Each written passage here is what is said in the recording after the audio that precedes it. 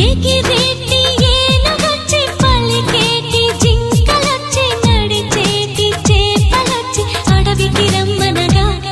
ఆ కోనల్లో కొమ్మల్లో ఉయ్యాలుగేసి ఆ కొమ్మల్లో పళ్ళన్నీ రుచి చూసి ఆ పళ్ళల్లో మైకంతో మోహం కమ్మేసి చలిగా గిలిగా